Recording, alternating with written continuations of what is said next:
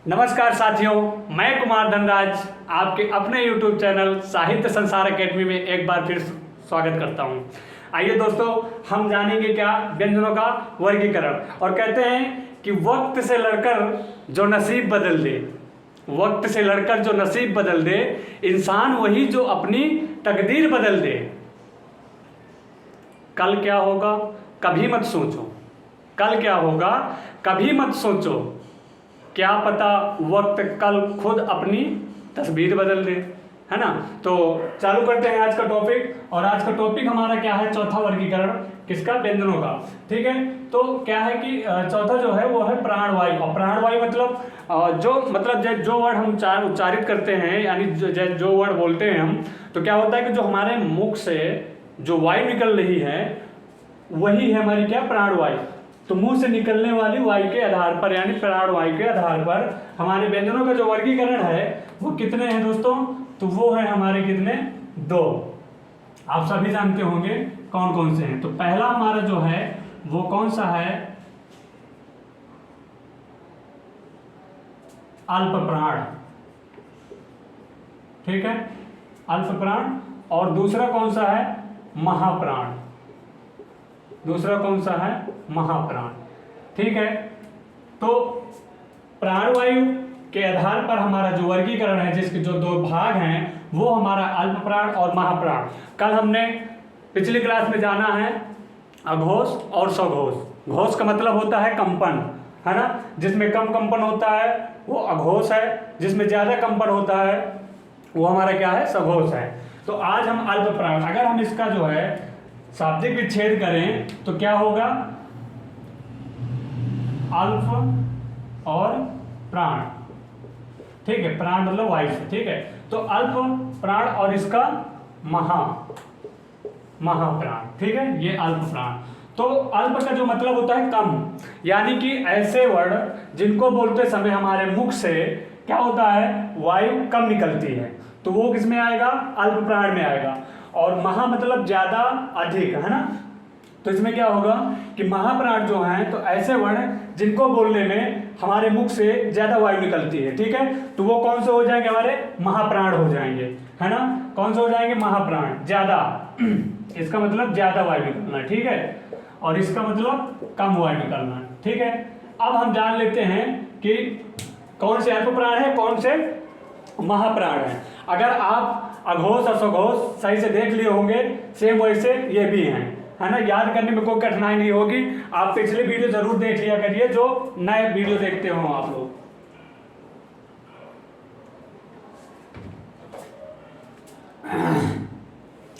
ठीक है, तो हम जानते हैं कि अल्प प्राण कौन से हैं और महाप्राण कौन से हैं।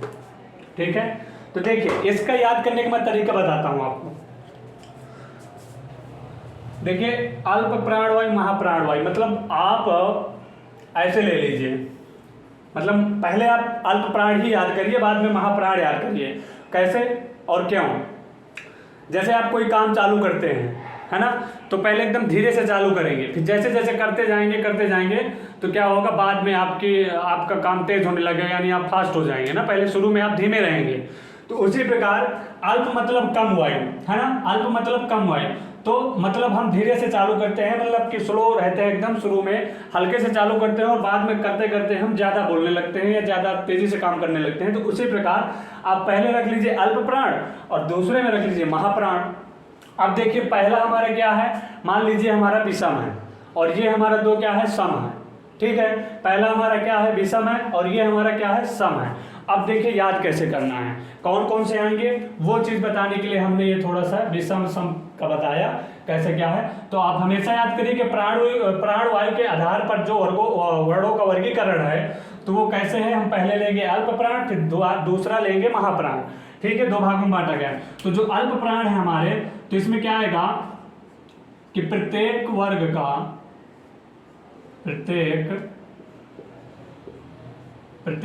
का कौन सा? पहला, तीसरा और पांचवा।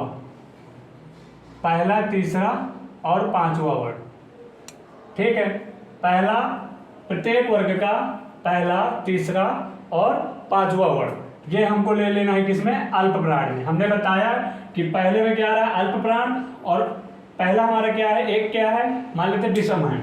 अब विषम में देखो पहला ये भी विषम है, ये भी विषम है, ये भी विषम है ना। तो प्रत्येक वर्ग का पहला, तीसरा और पांचवा हमारा क्या हो जाएगा, अल्प प्राण हो जाएगा। उदाहरण के तौर पे देखें तो जैसे का वर्ग का हम लेते हैं तो का वर्ग का पहले क्या आ जाएगा, ये आ जाएगा हमारा का, और तीसरा कौन सा आ जाएगा, गा, और फिर कौन सा आ जाएगा, अंगा। ठीक है, तो ये हमारे क्या हो गए, अल्प प्राण है। अब इनको आप बोल के देख लीजिएगा, का, गा, अंगा, है ना। इनको बोल के देखिएगा तो इनमें कम ही वाई निकलेगी। अच्छा, और इसमें क्या आ जाएगा, इसमें और आ जाएगी प्रत्येक वर्ग का पहला, तीसरा, पांचवा वर्ड हो गया। और क्या आ जाएगा, इसमें आ जाएंगे यारा अलावा अंतस्थ व्यंजन भी इसी में आ जाएंगे। क्या आ जाएंगे, अंतस्थ व्यंजन आ जाएंगे। तो और क्या हो जाएगा इसमें, इसमें हो जाएगा या, रा, ला और वा। ठीक है, यारा अलावा, तो देखिए कितने हो गए, 3 ये हो गए, प्रत्येक वर्ग में 3 हो गए, और कितने वर्ग हमने बताए थे, 5 वर्ग। तो कितना हो गए, 5 3 15 वर्ग हो गए साथियों। कितना हो गए, 5 3 15 और 15 4 19। ठीक है, तो 19 तो ये हो गए हमारे क्या, 19 टोटल हमारे कितने हो गए, 19। एक सेकंड, और जो हमारे कांता प्रसाद गुरु हैं उन्होंने बताया है सर्वप्रथम कि स्वर जो हमारे 11 स्वर हैं वो भी हमारे किस में आएंगे, अल्प प्राण में ही आएंगे। तो क्या क्या हो जाएगा, क्या क्या आएंगे, देखिए हम इनको थोड़ा क्रम से लिख दे रहे हैं। ठीक है, प्रत्येक वर्ग का पहला, तीसरा, पांचवा वर्ड और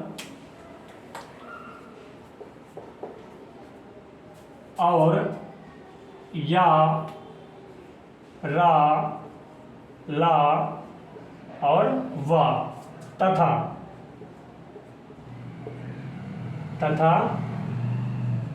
सभी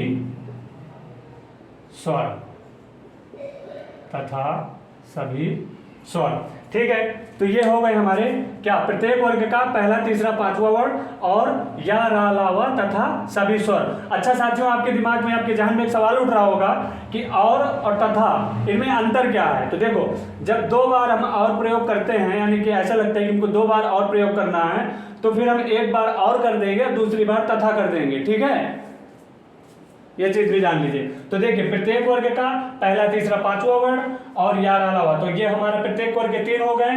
वर्ग हमारे कितने हैं, 5 हैं, तो 5 3 15 हो गए, और 4 हमारे अंतस्थ व्यंजन हो गए। तो ये कितने हो गए, 15 4 19 हो गया, और स्वर हमारे कितने हो गए, 11 हो गए।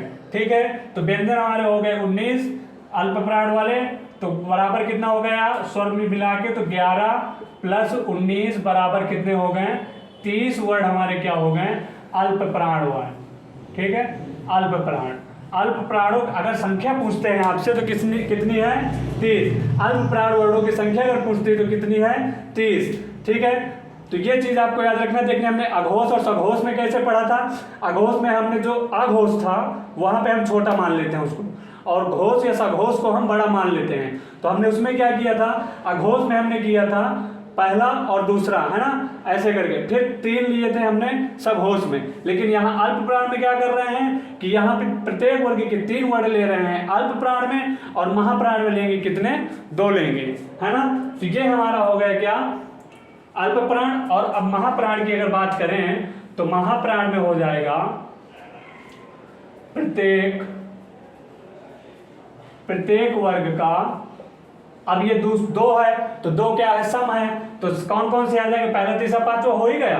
तो प्रत्येक वर्ग का दूसरा और चौथा वर्ग क्या हो जाएगा, प्रत्येक वर्ग का दूसरा और चौथा वर्ग। ठीक है, चौथा वर्ग, ठीक है, प्रत्येक वर्ग का दूसरा, चौथा वर्ग, और क्या आ जाएगा इसमें, उसमें व्यंजन आ जाएंगे। और उसमें व्यंजन कौन कौन से हैं,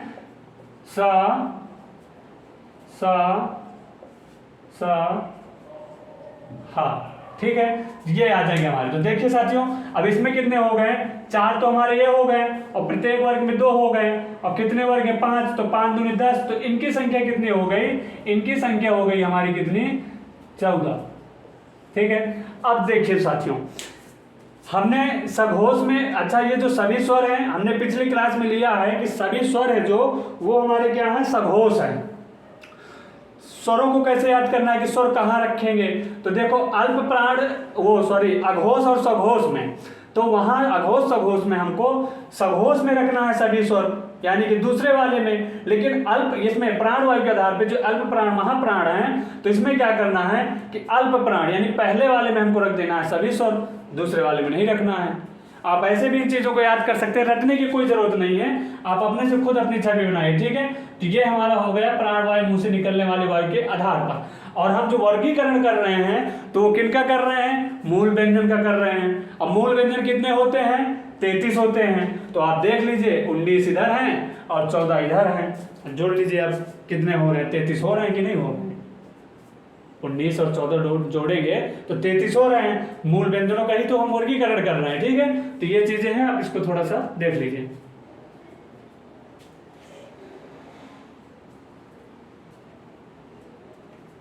ठीक है, तो अब हम तो पांचवें वर्गीकरण की बात करेंगे।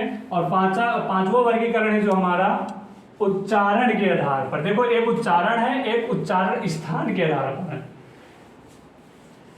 ठीक है। उच्चारण स्थान की मतलब कि जगह, कौन से वर्ड कहां से बोले जा रहे हैं, ठीक है। लेकिन हम अभी पहले करेंगे ये जो तीसरा हो गया, पहला दूसरा तीसरा चौथा, ठीक है। तो ये हम चौथा किए हैं, तो पांचवा करेंगे तो क्या आ जाएगा हमारा,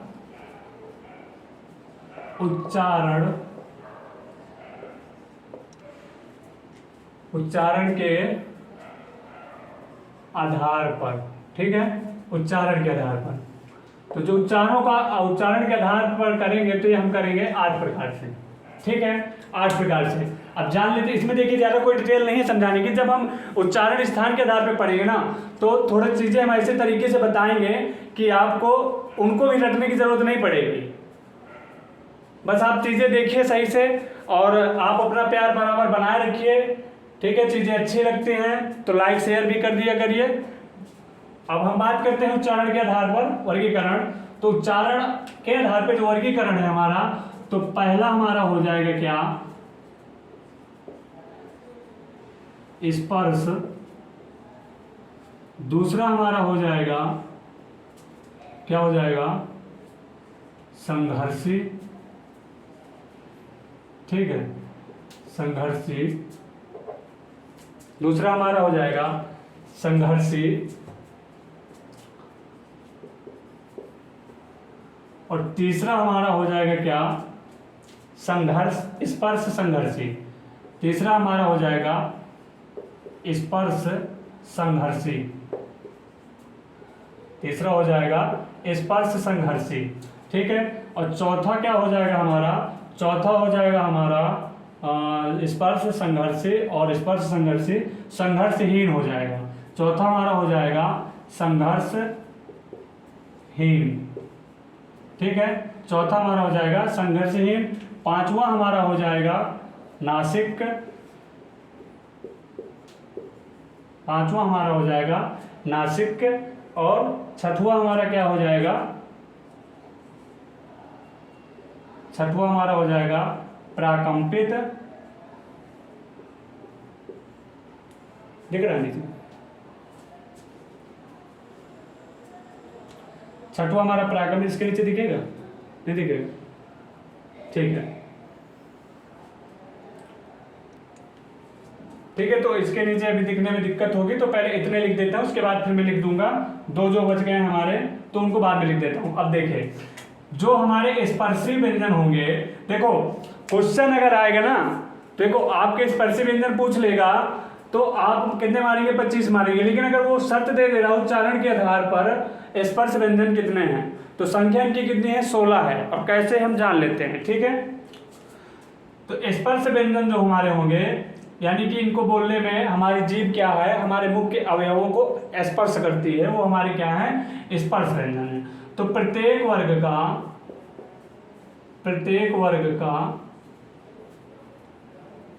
वर्ग के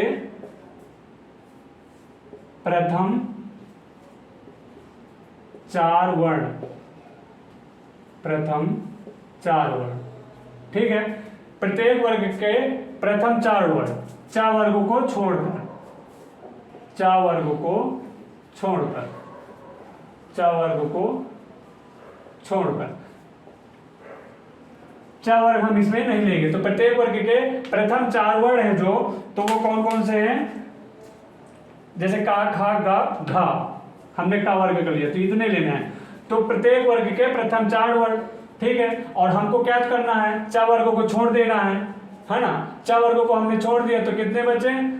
4 वर्ग बचे। और 4 वर्ग में प्रत्येक वर्ग में हमको 4 लेना है, तो 4 चौको 16, तो इनकी संख्या कितनी हो गई? 16 हो गई, ठीक है। अब जो हमारे संघर्षी हैं, तो संघर्षी क्या है? संघर्षी मतलब आप देखे होंगे, संघर्षी व्यंजन, उष्म व्यंजन, उष्मीय व्यंजन, यानी कि जिनको बोलने में संघर्ष होता है। और संघर्ष होता है तो क्या होता है कि जब हम उन वर्णों को बोलते हैं तो वो हमारे मुख से घर्षण करके निकलते हैं और उनमें क्या आ जाती है? उष्मा आ जाती है, जिनको हम मतलब उष्म व्यंजन भी कहते हैं, उन्हीं को संघर्षी व्यंजन भी कहते हैं। तो वही हमारे क्या है? संघर्षी व्यंजन। इनकी संख्या कितनी है? 4। कौन कौन से हैं? सा, सा,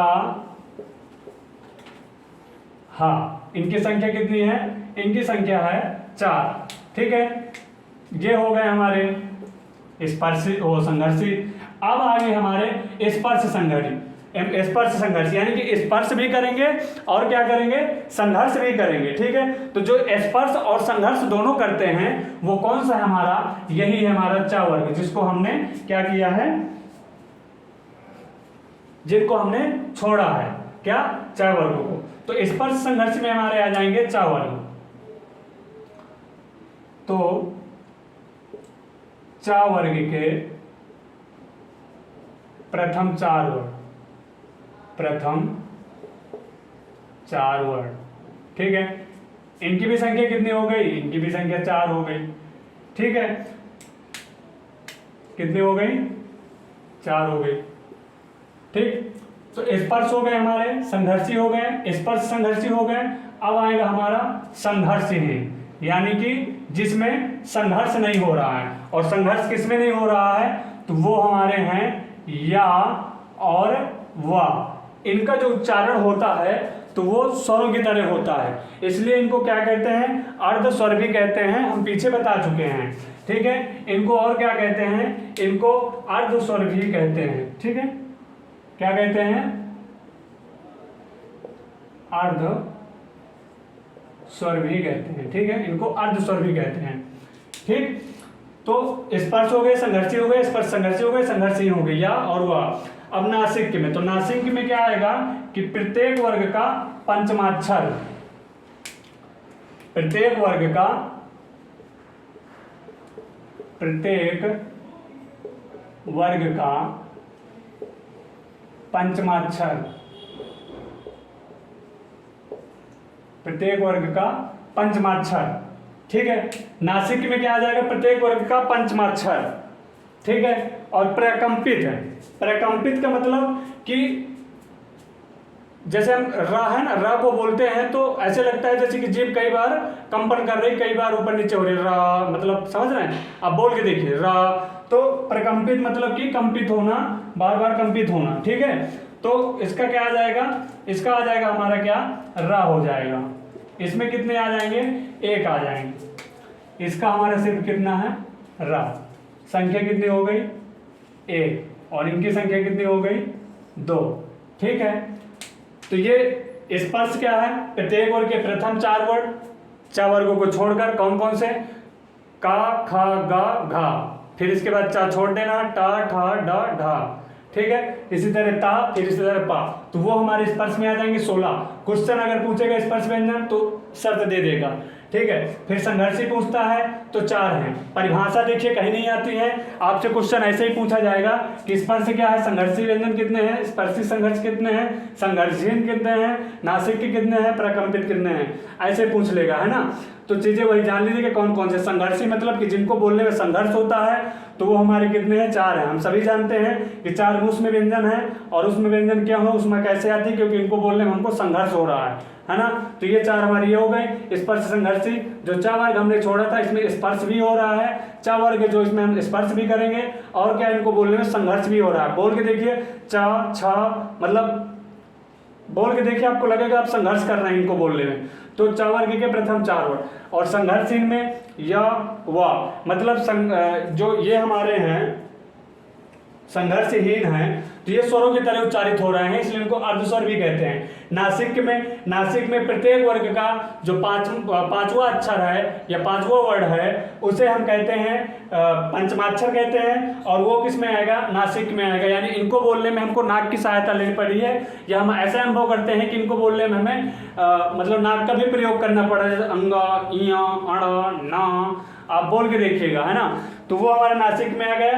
और फिर आ गया हमारा प्रकंपित में केवल एक है, रा। ठीक है, जो बची हुई चीजें थी हम उनको देख लेते हैं आगे, उनको कैसे क्या करना है।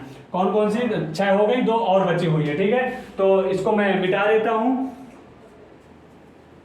6 लिखी गई है, 2 बची है। ठीक, तो प्रकंपित हो गया, बचा कौन कौन सा? पार्श्विक बचा और ताड़नजात बचा। ठीक है, देखिए अब जो हमारा 7वां है, तो 7वां क्या है? पार्श्विक। ठीक है, और 8वां हमारा क्या है? 8वां हमारा क्या है? ताड़नजात। ताड़नजात को और क्या कहते हैं? उक्षिप्त। उक्षिप्त का मतलब फेंका हुआ। ठीक है, तो देखिए पार्श्विक का मतलब ये होता है कि ऐसे मतलब वर्ड जिनको हम बोलते हैं, जैसे देखो ला है, और ला को बोलेंगे हम, तो अगर ला बोले ला, तो देखो हमारी जीभ की जो अगली नुकीला भाग है वो क्या करता है? हमारे ऊपर वाले भाग से यानी कि तालू से जाके लड़ता है, और क्या होता है जब ये वर्ड निकलता है, तो जो हमारे मुख से वायु निकल रही है, तो वो हमारे जीभ के दोनों तरफ से वो वायु बाहर निकल आती है। तो ला ही ऐसा वर्ड है जिसको हम बोलेंगे तो उसके अगल बगल से वायु निकलती है। पार्श्विक मतलब होता है बगल या पास, तो जीभ के पास या बगल से वायु निकलती है जिन वर्डों को बोलने में, उन्हें कहते हैं पार्श्विक। ठीक है, तो इसमें कौन सा आ जाएगा हमारा? ला। ये भी कितना हो गया? 1 हो गया। इसके बाद आता है ताड़नजात। तो ताड़नजात हमें पता है कितने हैं? अडा और अढ़ा। देखो डा अढ़ा, वो हमारे क्या हो गए? व्यंजन हो गए। ठीक है, स्पर्शी में आ गए। और ताड़नजात में अगर बिंदु नीचे लग गया तो इनको कैसे उच्चारित करेंगे? अड़ा अढ़ा, अड़ा अढ़ा। ठीक है, तो ये हमारे ताड़नजात हो गए। कितने हैं ये? 2 हैं। तो ये हमारे हो गए उच्चारण के आधार पर व्यंजनों का वर्गीकरण। ठीक है, और कल जो हम पढ़ेंगे, कल की क्लास में यानी अगली क्लास में जो हम पढ़ेंगे, तो पढ़ेंगे वर्णों का उच्चारण स्थान के आधार पर वर्गीकरण। ठीक है, जैसे कि कंठ से कौन से बोलते हैं, तालव्य से कौन से हैं, मूर्धन्य से कौन से, दंत से कौन से हैं, इसकी बहुत अच्छी ट्रिक बताएंगे। थोड़ा सा छवि बना के इसको समझाएंगे, और फिर मुझे नहीं लगता कि आप कभी ये चीज़ फिर भूल पाएंगे। कि जो उच्चारण स्थान आते हैं कि पूछ लेगा कि का, खा, गा, ये इनका उच्चारण स्थान बताइए, तो हम वैसी चीज़ें बताएंगे आपको कि ज़्यादा दिक्कत होगी नहीं याद करने में। आपको पूरी कोशिश रहेगी कि अगर आप वीडियो देखेंगे तो आपको यही सब कुछ याद हो जाएगा। बस आप चीज़ें सही से देखिएगा। तो ये हमारा होगा उच्चारण के आधार पे। अब अगली वाले क्लास में हम यही पढ़ेंगे उच्चारण स्थान के आधार पर, फिर हमारा व्यंजन भी खत्म हो जाएगा, और फिर हम चालू करेंगे क्या? संधि। और संधि बहुत अच्छा चैप्टर है, बहुत लोगों को प्रॉब्लम होती है इसमें। ठीक है, तो अगर अच्छा लगे सब कुछ तो आप वीडियो को ज़रूर शेयर भी कर दिया करिए, लाइक भी कर दिया करिए। अगर ना अच्छा लगे तो कोई बात नहीं है। ठीक है, मुझे बहुत अच्छा प्यार दे रहे हैं आप लोग, और इस प्यार को देख के मैं और ऊर्जावान होता जा रहा हूँ। और शुरू में तो काफ़ी वीडियो मतलब थोड़ा सा गड़बड़ हुए थे, है ना, क्योंकि अभी देखिए कुछ चीज़ों का भी अभाव दिखेगा आपको कि क्वालिटी में भी हो सकता है कमी हो, वॉइस में भी कमी हो। भाई साहब आज के ज़माने में डिजिटल बोर्ड चल रहे हैं, है ना, डिजिटल बोर्ड का ज़माना है, और जहाँ से क्लास रिकॉर्ड होती है वहाँ AC लगे हुए हैं। हमारे पास तो भाई वही वाइट बोर्ड है ना, पंखा है तो पंखा भी बंद रहता है, तो फिर पसीने से नहाते हैं, है ना। तो चीज़ें अगर अच्छी लगा करें तो थोड़ा लाइक शेयर कर दिया करिए, ताकि हमको पता चले कि हाँ जो हम पढ़ा रहे हैं वो चीज़ें आपको अच्छी लग रही हैं। ठीक है, तो आज की क्लास यहीं समाप्त करते हैं, फिर मिलते हैं अगली क्लास में। जय हिंद, जय भारत।